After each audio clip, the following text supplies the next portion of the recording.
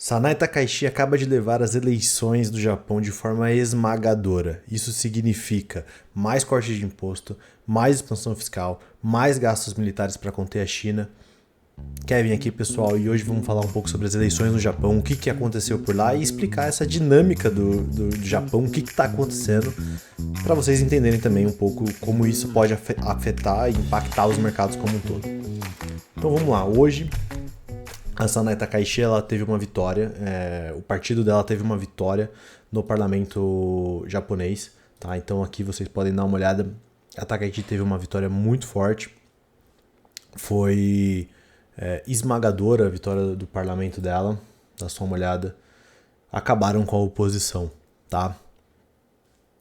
Mas o que isso significa? Quem é a Sanai Takaichi? De fato, assim, quem que é essa mulher? O que ela fez? Vamos tentar dar um pouco mais de contexto aqui. A Sanai Takaichi é uma mulher de 64 anos. Ela é a primeira mulher primeira-ministra do Japão. Isso é um feito enorme, dado que o Japão é um país extremamente tradicionalista, conservador. Esse tópico do gênero, né, não é tão forte lá, então você ainda não tem uma igualdade de gênero tão grande. Então o fato dela ser mulher e ter chegado a essa cadeira é muito relevante.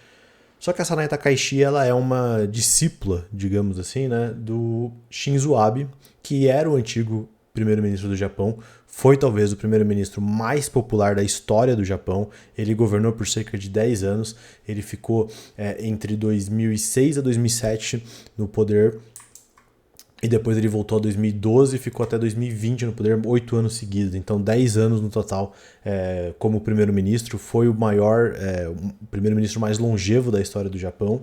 E ele era extremamente popular, né? Ele tinha medidas extremamente populistas, né? Ele tinha inclusive um modelo econômico que era conhecido como Abenomics, né? Que era uma frente que ele colocou de estímulo monetário mais forte, política fiscal mais frouxa, algumas reformas estruturais, tudo isso com o objetivo de acabar com a deflação do Japão. Então o Japão, que era um país que passou mais de 30 anos sobre deflação, o Shinzo Abe foi talvez a primeira pessoa a realmente querer combater isso e de fato criar essa estrutura, esse Abenomics, para tentar de novo gerar inflação no Japão, trazer crescimento econômico de volta. E ele governou muito sobre essa política, ele ficou no poder por muitos anos, ele foi extremamente populista até que ele acabou sendo assassinado em 2022 em Nara, uma província pequena do Japão, que inclusive é de onde veio a Sanai Takaichi. E a Sanai Takaichi trabalhava diretamente com ele, era uma discípula dele. Eles eram muito próximos e ela chegou ao poder até de uma forma, de certa forma, surpreendente, né, pegando todo mundo de surpresa, porque ninguém esperava que ela fosse a primeira-ministra, mas nos últimos segundos ali das eleições do partido para decidir quem seria a primeira-ministra, ela, por debaixo dos panos ali, conseguiu, através de cartas, telefonemas, conversas com os principais políticos, colocar o nome dela na disputa e chegando a esse cargo de primeira-ministra, tá? Então, como que funciona, tá? Começo de conversa, como que funciona a política no Japão, né? Acho que isso é importante para começar a entender um pouco de como que ela conseguiu chegar lá e como que essa dinâmica da política do Japão, esse parlamentarismo japonês, que é diferente do nosso presidencialismo aqui no Brasil, como que isso permitiu com que o atual partido do Japão, que é o Partido Liberal Democrata, o LPD, ele conseguiu se manter no poder nos últimos 70 anos. Então a gente fala aqui sobre o Japão ser uma democracia, mas a verdade é que o partido atual está no poder há mais de 70 anos, desde 1950. Você não tem uma oposição forte no Japão. E isso se dá muito pela dinâmica de como a política, esse parlamentarismo, ele funciona no Japão. Então vamos lá. Primeiro, você tem duas eleições no Japão, tá? A primeira eleição é uma eleição partidária. Então, aqui no Brasil, a gente vota para presidente, quem é que vai governar o nosso país pelos próximos 4 anos. Lá no Japão, você vota por deputados e senadores. É mais esse poder do parlamento, tá? Então, você vota em várias pessoas. E aí, dentro desse poder parlamentarista, você tem uma segunda votação, que aí os políticos, esses políticos que foram escolhidos pelo povo, eles decidem quem vai ser o primeiro-ministro, quem vai ser essa pessoa que vai de fato governar o país. E aí, como você tem uma hegemonia do partido LPD, do Partido Liberal Democrata do Japão durante tanto tempo, esse partido ele acaba também decidindo quem governa o país nos últimos 70 anos. E normalmente você tem que ser popular, não só com as pessoas, com o público, com o povo, né, para se eleger, como você também tem que ser muito popular dentro do lado político, né, dessas pessoas, dentro do próprio partido, para conseguir chegar nessa cadeira. E no Japão você tem duas casas principais, a casa baixa e a casa alta. A casa baixa é basicamente onde as leis são criadas ou revogadas, é onde a coisa realmente acontece, é o poder principal ali de onde governa o país, é quem decide quem vai ser o primeiro-ministro e etc. A casa alta ela é feita como uma trava de poder, então ela é meio que aquele jogo de poderes para que você mantenha as coisas mais equilibradas e tenha um pouco menos de autonomia para a casa baixa. Então, quando você tem temas ou pautas que não são consenso entre as casas, a casa alta tem o poder de travar, de paralisar essa pauta, de colocar alguns empecilhos, algumas condicionantes para que aquele determinado tema siga em frente. E a casa alta, ela tem um modelo de eleição que ela é diferente da casa baixa também.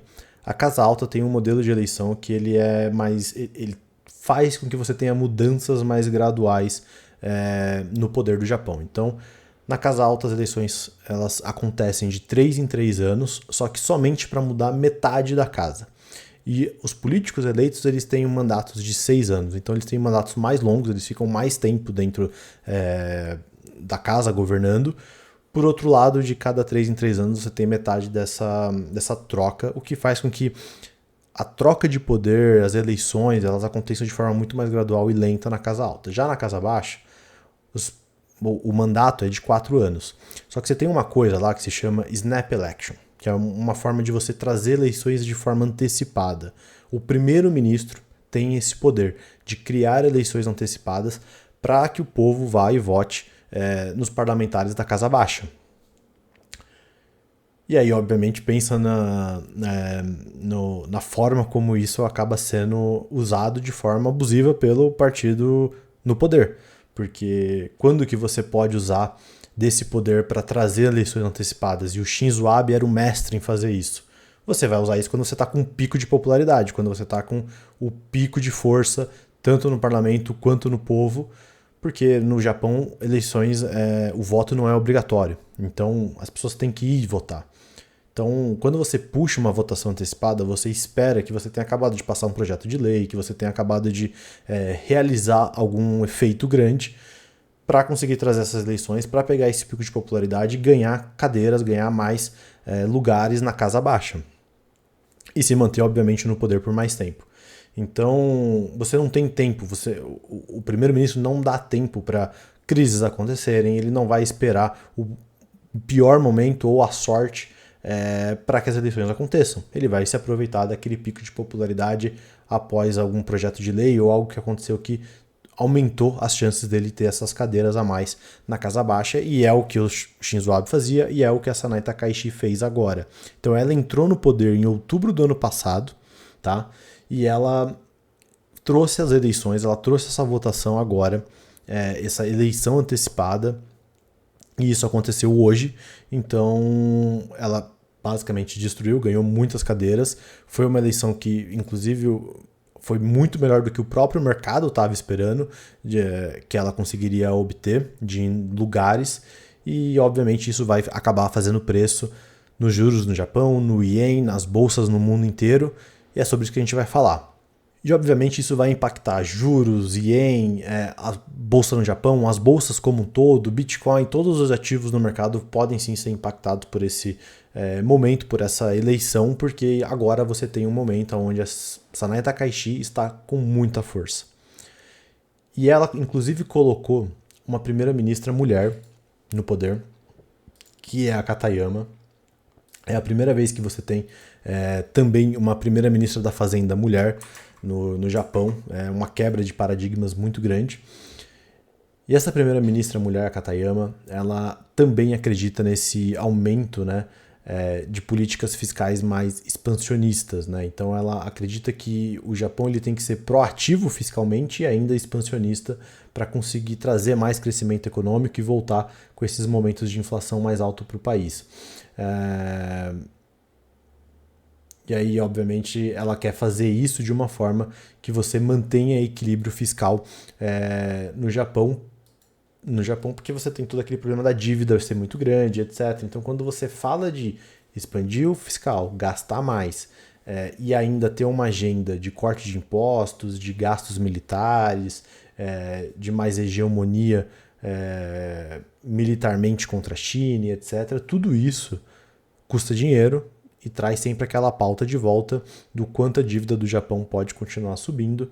Existe essa preocupação no mercado e isso pode gerar aquele loop infinito de dominância fiscal. Então a Katayama tenta trazer esses argumentos para o mercado de uma forma que soe com certa credibilidade para ela conseguir fazer isso sem estressar demais o mercado.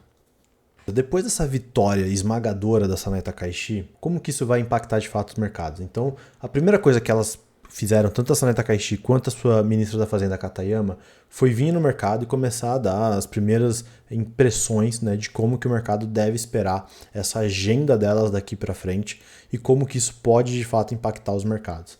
Então elas falaram aqui algumas coisas, né, em relação o que a gente poderia esperar do Yen, que a proximidade hoje, né, do Japão com as autoridades dos Estados Unidos sobre conversas de câmbio está muito próxima.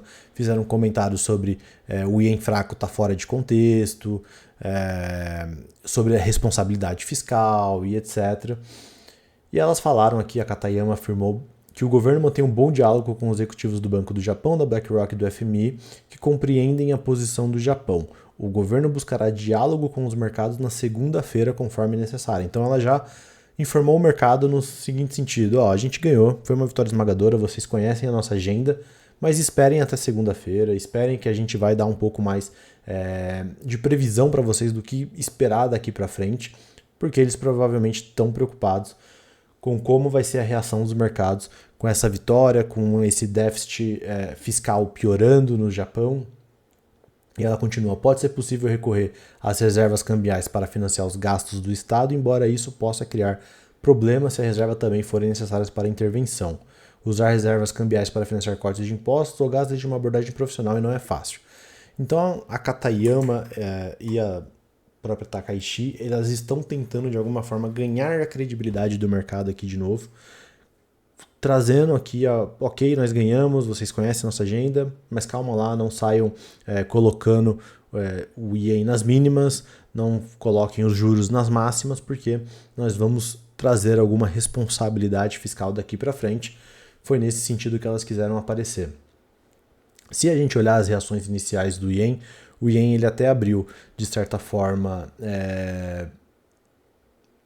meio ruim, né, com essa expectativa, chegou a subir aqui 0,2, 0,3, o dólar contra o Yen, né, então o Yen perdendo valor, só que agora você vê que já virou, o mercado deu uma melhorada, então o Yen começou a se valorizar, e isso se dá muito também por conta das posições que o mercado já tinha. Então muita gente no mercado já estava esperando esse momento das eleições, já estava esperando que a Sanai Takaishi inclusive sairia na frente, sairia melhor, e por isso tomou posições. Provavelmente você tem aquela questão do boato fato acontecendo agora e você tem essa melhora do Yen no curto prazo por conta dessa realização de lucros de quem já tinha tomado posição. O Goldman também fez aqui um review do que a gente deve esperar, né? Quais são as primeiras impressões deles em relação a essa eleição. E eles falam aqui que, apesar, né, da grande maioria do mercado estar esperando uma vitória da Takaishi, foi uma vitória muito mais forte do que a expectativa, então isso pode, obviamente, fazer mais preço. E que eles, obviamente, estão preocupados com esse momento e que o mercado também vai ficar preocupado com esse momento de gastos fiscais maiores, como que vai ser esse plano, esse caminho, e isso pode continuar piorando, né, trazendo mais fraqueza tanto para os juros quanto para o Yen, né, que é um pouco do cenário que a gente tem visto. Os juros no Japão não para de subir, o Yen não para de se desvalorizar, E que uma trava disso pode ser, né, o fato do BOJ, né, o Banco Central do Japão, estar subindo juros, mas eles acham que isso ainda pode acabar fazendo com que o Yen vá para esse nível de 160, que é mais ou menos onde ele estava quando o BOJ começou a intervir no final de 2024. Então, se a gente der uma olhada aqui, aqui era mais ou menos aonde o Yen chegou, né, entre 1,60 e 1,62, quando o BOJ começou a intervir juros, começou a intervir na moeda, começou a comprar a moeda, e aí eles compraram cerca de 40 bilhões de dólares na época. Você teve essa mega valorização do Yen, tá? Mostrando que o Yen chegou até um patamar de mais ou menos 1,40 aqui, 140 por dólar. Naquele momento você teve aquele super crash dos mercados, que ficou conhecido como o Yen Carry Trade Day, né, que foi essa mega valorização do Yen. E aí o Goldman Sachs, ele continua aqui o argumento dele, de que as reações iniciais do mercado elas podem ser mais modestas aqui no curto prazo, porque o mercado ele vai estar um pouco mais preocupado, né, com essa comunicação que a Katayama prometeu para amanhã. Provavelmente esse vídeo saia só na segunda, mas eu estou fazendo logo depois das decisões aqui da abertura do mercado no Japão. Então, obviamente, o mercado ele talvez fique aqui um pouco mais na retaguarda até você ter essa comunicação da Katayama. E por mais que esse risco tenha aumentado de uma desvalorização do Yen, de uma piora nos juros, o risco do BOJ intervir na moeda de alguma forma ainda vai estar aqui presente, e isso pode conter, de certa forma, até onde pode ser essa piora do Yen, porque se o BOJ começar a intervir na moeda, você pode ter um movimento muito parecido com o que foi aquele 2024, e aí você tem uma melhora do Yen, enfim, tudo isso seguir para aquele mesmo movimento de mercado que a gente viu no passado, tá?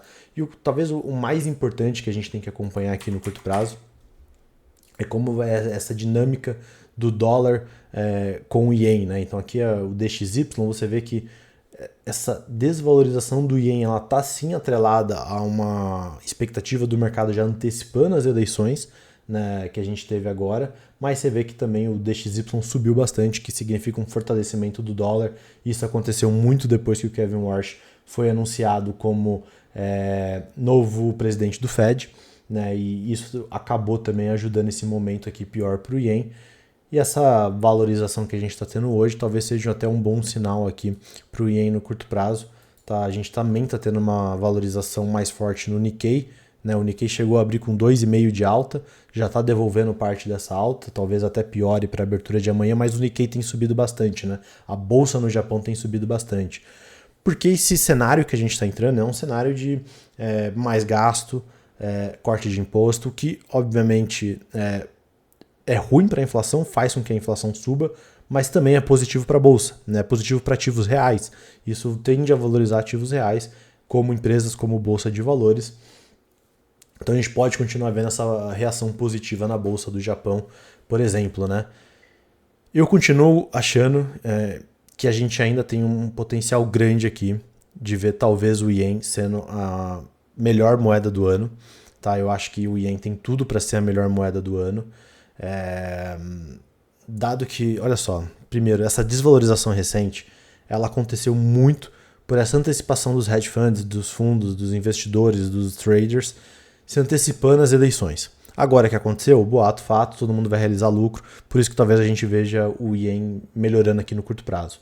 Mas você ainda tem um cenário onde as chances do Banco Central do Japão surpreenderem o mercado com juros mais altos do que o mercado precifica hoje são altas, porque a inflação do Japão está mais perto de 3% do que de 2%, e ela segue piorando, e com essa vitória da Takaishi, com mais gasto, essa inflação tem tudo para continuar subindo mais.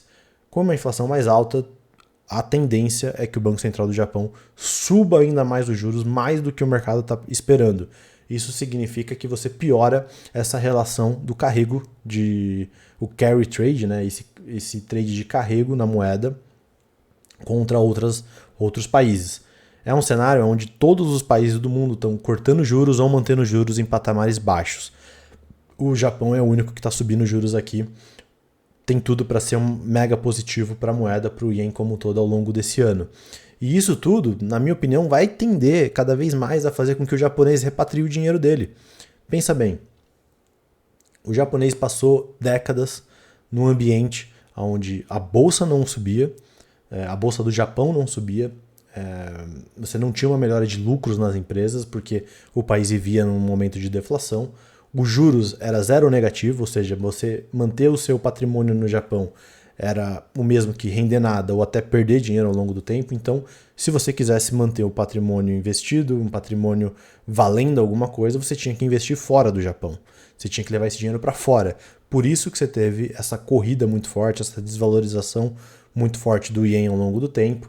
E como o ien só perdia valor também, o seu dinheiro estava melhor investido lá fora do país. Agora, com o momento em que você tem um juro subindo, o dinheiro passa a ter valor no Japão. Isso já é um motivo para você ver o japonês trazendo o dinheiro de volta. Outro fator é a bolsa subindo, que é o que está acontecendo, vai também chamar o japonês a investir no próprio mercado, porque é aquele momento de euforia. O bull market sempre chama dinheiro de volta. Você também tem um fator aqui que é a própria valorização do ien, se ela de fato começar a acontecer. É muito parecido com o cenário que foi na Europa ano passado. O europeu também estava todo investido nos Estados Unidos, nesse trade de excepcionalismo americano. E quando o euro começou a ganhar valor em relação ao dólar no ano passado, todos os investidores europeus se viram numa posição de perder muito do seu capital, do seu dinheiro investido, porque eles não estavam redeados na moeda.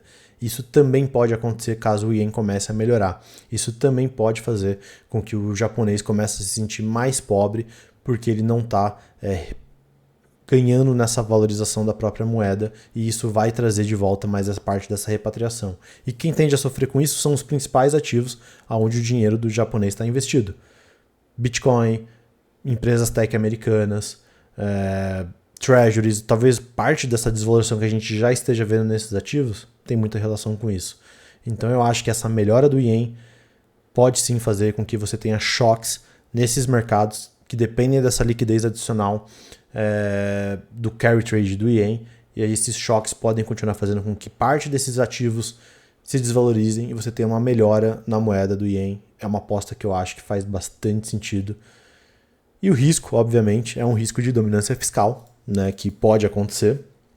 A gente não pode tirar esse risco da mesa, né, porque você também tem esse looping, né, onde com mais gastos, né, da parte do governo, por parte da Takaishi, esses gastos adicionais vão fazer com que a inflação suba mais. A inflação subindo mais vai fazer com que o BOJ suba mais os juros, e o Banco Central do Japão subindo mais os juros vai cada vez mais, esse custo da dívida do Japão vai ficar cada vez mais cara, mais insustentável, o que pode fazer com que o país acabe entrando em dominância fiscal, especialmente se esse crescimento econômico não vir junto. Se você tiver um cenário de estagflação ou algo do tipo, aí esse risco de dominância fiscal vai de alguma forma entrar no preço, e aí você vai entrar num loop muito ruim para o Japão. Mas esse cenário talvez seja o pior cenário possível, e com certeza, se isso começar a acontecer, a nossa preocupação vai ser no mercado como um todo e não só no Japão. Se esse risco, que talvez seja um cisne negro aqui, não acontecer, eu acho que o ien vai ser a melhor moeda do ano. Então, se você gostou desse vídeo, compartilha, mostra para os amigos que podem se interessar pelo tema. Eu também gravei um outro vídeo falando mais sobre o Japão. Eu vou deixar ele aqui no final para vocês poderem acompanhar. E de novo, curtam, comentem, se inscrevam no canal, que é super importante. E nos vemos por aí.